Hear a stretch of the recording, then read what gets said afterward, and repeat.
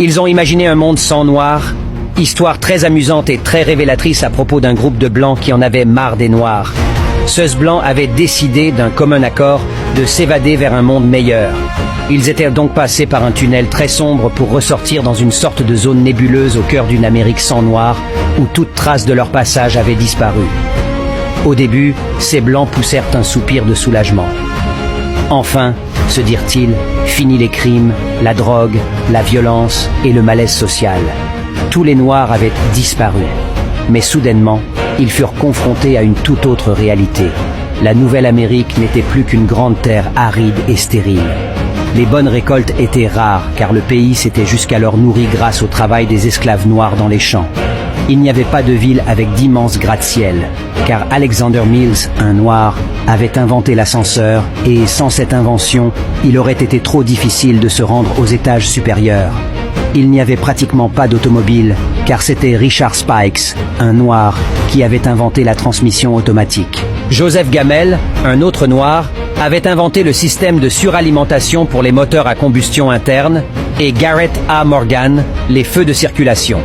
De plus, il n'y avait plus de réseau urbain express, car son précurseur, le tramway, avait été inventé par un autre noir, Elbert R. Robinson.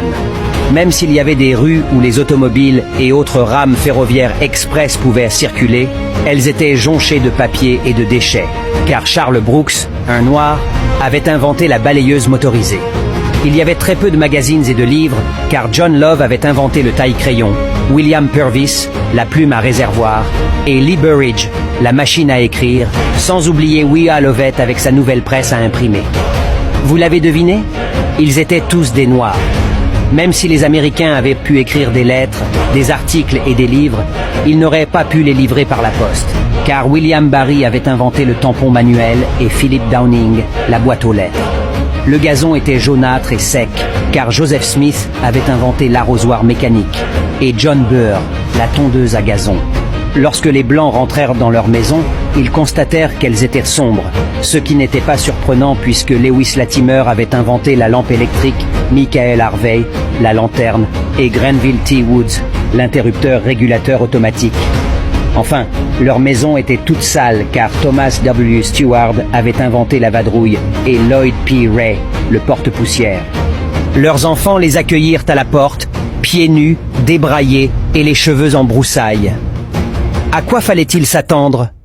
Jeanne E. Matzelinger avait inventé la machine à forme de chaussure, Walter Sammons, le peigne, Sarah Boone, la planche à repasser, et George T. Samon, la sécheuse à linge.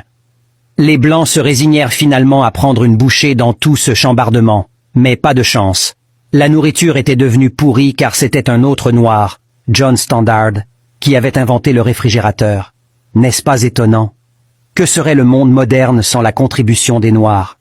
Martin Luther King Jr. a dit un jour, « Quand vous êtes prêt à partir pour le travail, sachez que la moitié de toutes les choses et de tous les appareils dont vous vous êtes servi avant de quitter votre maison ont été inventés par des Noirs. » Tout cela pour vous dire, chers frères et sœurs, que l'histoire des Noirs ne se résume pas seulement à l'esclavage.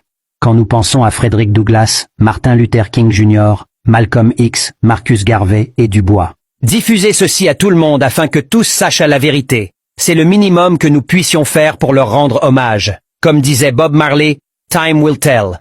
Le temps le dira. Je ne peux m'empêcher de publier ce texte qui en dit long sur le complexe d'infériorité que certains Noirs nourrissent quand il s'agit de la maîtrise des nouvelles technologies. Noirs et fiers.